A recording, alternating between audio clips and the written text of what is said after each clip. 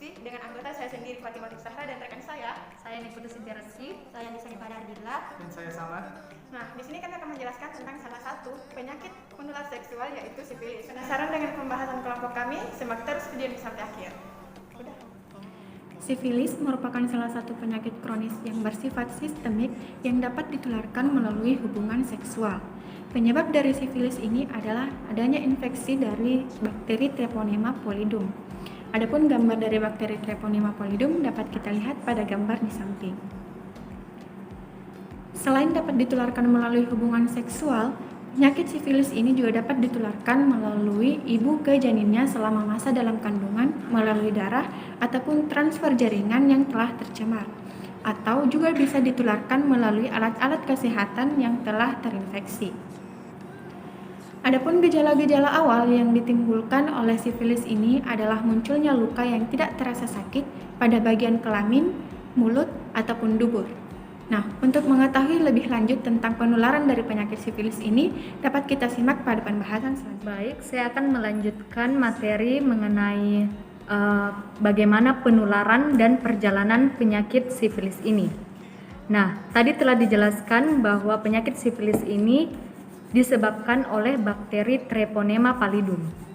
Nah, Treponema pallidum ini akan masuk melalui selaput lendir, bisa selaput lendir yang ada di alat kelamin ataupun pada mulut.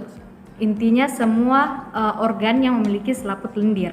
Nah, bakteri ini bisa masuk lewat situ dan bisa juga melalui kulit yang mengalami abrasi atau kulit yang mengalami luka akibat terkena gesekan dengan permukaan yang kasar. Nah, setelah masuk tadi dari selaput lendir dan kulit yang mengalami abrasi, bakteri Treponema pallidum ini akan menuju ke kelenjar limfa. Nah, dari kelenjar limfa ini dia akan menuju ke pembuluh darah dan dari pembuluh darah akan menyebar ke seluruh tubuh. Nah, setelah beredar beberapa jam, infeksi ini akan menjadi sistemik namun tidak menimbulkan gejala-gejala klinis. Dan infeksi ini akan menimbulkan lesi primer pada kulit berupa ulkus atau luka yang meradang tapi bukan disebabkan dari kecelakaan atau jatuh, namun disebabkan oleh gangguan kesehatan yang terjadi di dalam tubuh, entah itu efek dari kerusakan sel atau efek dari antibodies sebagai bentuk pertahanan tubuh. Nah, ulkus tadi akan muncul selama 1 minggu, namun akan menghilang dan akan kambuh lagi. Dan uji serologis akan masih negatif pada ulkus yang baru muncul 1 minggu dan baru akan dikatakan reaktif ketika dia muncul selama beberapa minggu, entah itu 4 sampai 5 minggu.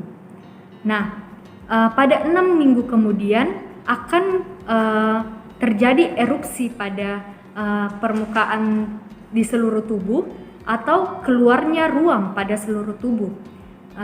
Jadi pada fase ini akan terjadi penyembuhan spontan, lalu akan kambuh lagi. Ruam ini akan muncul lagi dan fase ini atau stadium ini dikatakan stadium laten atau stadium yang reaktif namun tidak ditemukan gejala-gejala klinis. Dan fase laten ini akan berlangsung selama bisa sampai seumur hidup. Selanjutnya saya akan membahas tentang stadium penyakit sifilis. Penyakit sifilis terdiri dari 3 stadium, yaitu stadium primer, stadium sekunder, dan stadium tersier yang terpisah oleh satu fase laten dengan waktu yang berbeda atau yang bervariasi. Interval antara stadium primer dan stadium sekunder berkisaran beberapa minggu atau beberapa bulan, sedangkan interval antara stadium sekunder dan stadium tersier biasanya lebih dari 1 tahun. Pertama, saya akan membahas tentang sifilis stadium primer. Dalam istilah kedokteran, ada yang dikatakan dengan lesi, yaitu suatu keadaan di mana terdapat jaringan abnormal yang ada di dalam tubuh. Jadi lesi awal sifilis itu berupa papul yang muncul pada daerah genitalia kisaran 3 minggu setelah melakukan hubungan seksual. Papul ini akan membesar dengan ukuran 0,5 sampai 1,5 cm. Kemudian dia akan mengalami ulserasi dan membentuk ulkus. Ulkus sifilis yang khas itu berbentuk bulat dengan diameter 1 sampai 2 cm dan tidak terasa nyeri. Gambar sifilis primer dapat dilihat seperti berikut. Ulkus jarang terlihat pada daerah genitalia eksternal wanita karena lesi sering pada daerah vagina atau serviks. Nah, sifilis stadium primer ini tanpa dilakukannya suatu pengobatan dia bisa sembuh secara spontan dalam waktu 3-6 pekan. Yang kedua yaitu sifilis stadium sekunder.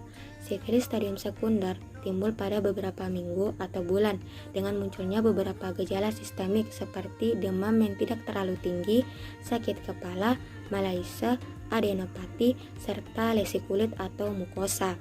Lesi sekunder yang terjadi merupakan manifestasi penyebaran treponema pallidum yang secara hematogen atau limfogen.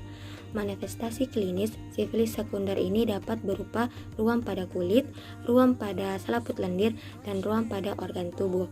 Nah, contoh gambar dari sifilis stadium sekunder ini seperti berikut. Stadium selanjutnya yaitu adalah stadium tersier.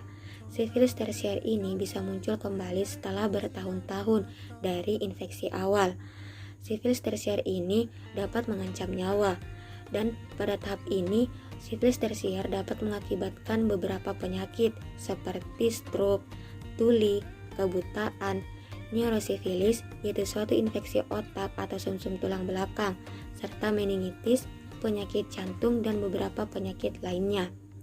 Nah, salah satu contoh gambar dari beberapa penyakit yang saya sebutkan tadi seperti berikut. Nah, gambar ini yaitu adalah seseorang yang mengalami stroke serta seseorang yang mengalami kebutaan. Baik, berikutnya saya akan menjelaskan tentang pengobatan dan juga pencegahan penyakit sifilis ini. Yang pertama itu pengobatannya, di mana sebelumnya telah dijelaskan oleh teman saya kalau penyebab dari penyakit sifilis ini adalah bakteri Treponema pallidum. Nah, obat yang sering digunakan yaitu adalah antibiotik berupa penisilium.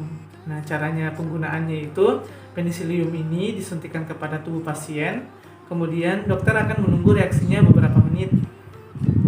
Apabila yang terjangkit ini adalah ibu hamil, maka ibu hamil tersebut juga harus disuntik. Nah, setelah ia melahirkan, anak yang dilahirkannya itu juga harus disuntik untuk mencegah penularan. Nah, baik, setelah itu dokter akan melihat reaksi pada pasien berupa sakit kepala, demam, dan juga nyeri otot. Nah, reaksi ini disebut dengan reaksi Jerisch-Hersheimer. Nah, reaksi ini dia itu hanya berlangsung selama 1 hari saja. Setelah itu, tubuh pasien akan kembali normal. Nah, berikutnya ada pencegahannya.